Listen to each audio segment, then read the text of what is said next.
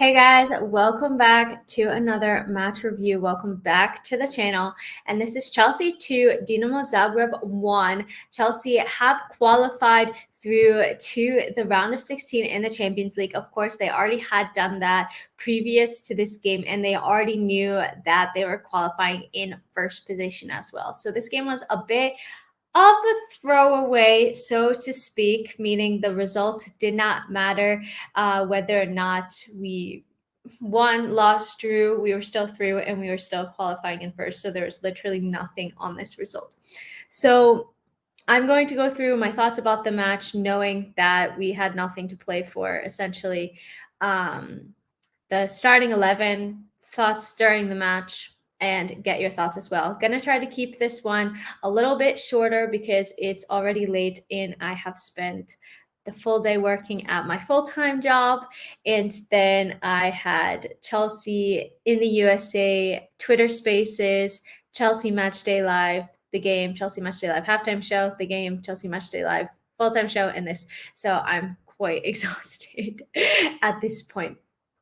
So ahead of the match, Graham Potter said in his presser that he was thinking, or not that he was thinking, that we had to treat Dinamo Zagreb with respect and that we had to show them, the utmost respect by playing a strong team, even though the fact that we have Arsenal on Sunday. Of course, I'm paraphrasing here, but that's kind of the gist. And it was also kind of said that we weren't going to see youth players. Now, for me, that was a little bit surprising because given this game, given the Brighton game, I thought, okay, just rest players because we've had so many games that players are going to need some rest. And this is a game where we can just play whichever starting 11 we want. It literally does not matter for us.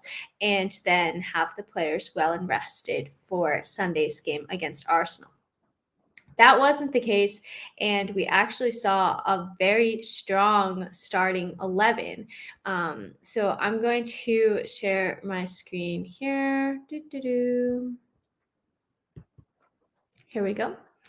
And in the starting 11, we had Edouard Mendy in goal. Of course, Kepa is still out injured, so that was to be expected. Cesar Azpilicueta captaining Chelsea. Trevor Chalobah. Koulibaly comes back into the starting 11, straight back into the starting 11 after being out injured. Ben Chilwell, Dennis Zakaria, Jorginho, Mason Mount, Kai Havertz, Aubameyang, Raheem Sterling. Now, this graphic is showing it as a 4-3-1-2. Really, I feel that the formation was very fluid throughout. I thought it was more of a 4-2-2-2 with Zakaria and Jorginho playing as the pivot, Kai Havertz and Aubameyang playing further up, and then maybe Raheem Sterling getting in there as well. But realistically, all of the forwards really interchanged. And when this came out, I was quite surprised at just how many senior players were on the pitch. I was surprised to see Aubameyang. I was surprised to see Raheem Sterling because I don't think he's had the best couple of games. Zakaria made sense for me. Mason Mount, if he got a yellow in this card, he would have missed the first leg of whoever we play in the round of 16. So I was maybe a little surprised to see him playing. I was surprised to see Koulibaly thrown back into the mix. I thought Ben Chilwell made sense. Chalobah was a bit surprised, but we don't really have anybody else that can fill in that position. But he's been playing so many matches. I thought maybe he would need a rest. And Aspie didn't surprise me. He's been rested, so I thought that he was going to come in.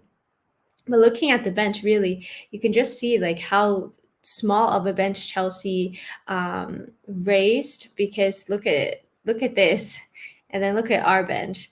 So we had Bettinelli, Cucurella, Thiago Silva, Loftus-Cheek, Conor Gallagher, Hakim Ziyech, Christian Pulisic, and Armando Broja.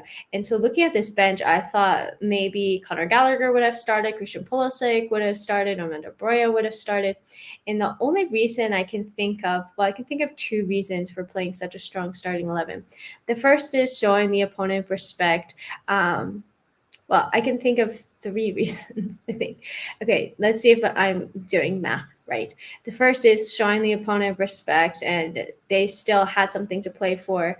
They were playing for a Europa League spot. If they won, they were putting themselves in contention for that, so not giving that to them easy. The second is to try to put the result against Brighton behind us as quickly as possible and just get a really strong win. And the third one is maybe to prepare a bit for the Arsenal game. I know this sounds a bit contradictory because I would think that maybe you want to rest key players ahead of Arsenal, but maybe he was testing out this formation again and kind of seeing what worked with it, and kind of doing a test run ahead of the Arsenal game. The other thing is that they have a big fixture tomorrow, I believe. I'm just going to pull it up. Yeah, so they have a big fixture tomorrow with Zurich. So they're going to have one less day than we do to prepare for this match. And they, I believe, have already qualified for the Europa League, but still one less day. So maybe that could play into our advantage. Just looking here at the graph, obviously we got off to a rough start. The Dinamo Zagreb supporters were so incredible. I don't remember hearing a time at the bridge when the away fans were so loud. I was just hearing it through the TV screen, but I could not hear Chelsea fans, and that's not a dig at Chelsea fans at all. It's just like I'm amazed at how these fans were going for 90 plus minutes, jumping the entire time, being super loud and really rallying their team. And they did well, and we looked a bit rattled. I think Zakaria as well, maybe was trying a bit hard to impress the first 10 minutes or so. Of course, a little bit nervy. First Chelsea star wants to have a good one. But after we were able to settle into the game a bit, I thought that we looked really good. Raheem Sterling did incredibly well for the first goal, and he just looked like he needed that goal. He really just shouted when he scored, and you could see that he just had a bit of relief. I think he's been playing out of position recently. It hasn't been going the best for him. He hasn't even really had shots on target or shots at all.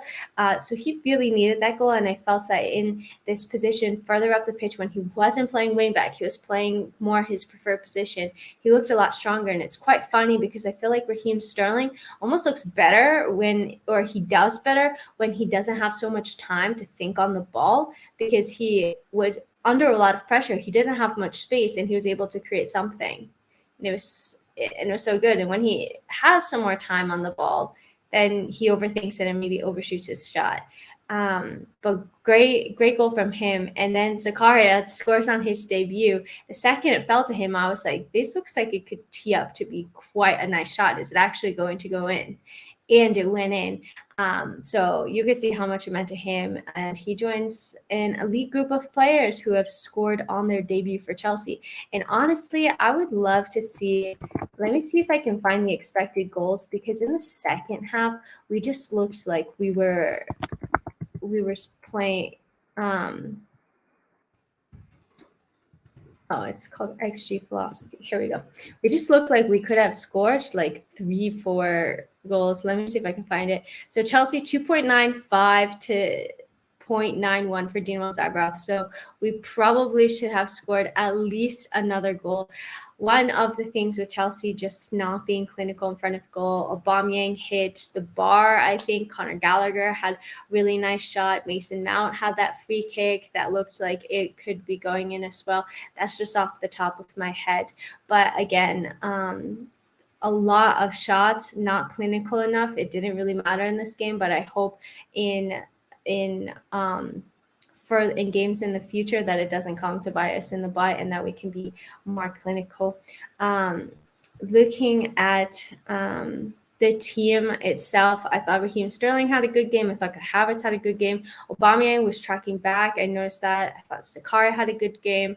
And the Ben Chilwell injury is just so freaking sad. So sad. I really hope that it's okay. As soon as it happened, you could tell that he just felt something in his hamstring. It looked like a tear or something to me. I'm not quite sure. But it's just a bummer because he got injured around this time last year. He spent a year recovering. He didn't go on summer vacation, summer holiday. And he just spent the summer training, trying to get fit. He hasn't been playing frequently. He finally gets his start and he's trying to make it for the World Cup. And then he just gets injured again. It just absolutely blows. And I feel so sorry for him. And I'll keep you guys updated with what I hear or what I read about his injury, but that just absolutely is a complete bummer for Ben Chilwell. Yeah, Lampard, CFC said bad news on Chilwell. I really hope that it's not so bad, but he was limping off of the pitch. He wasn't putting any weight onto the foot, so it really does not look good from my perspective. Thank you, Leslie, for tuning in to Chelsea TV. I'm on there every match day, which is pretty cool. So let me know, you guys, in the comments how you guys felt about this match, how you're feeling. Let's go through the potential teams that Chelsea could draw. So I had it prepared for okay, here. So Chelsea, I'm just going to look up the UCL fixtures here, and I will share my screen.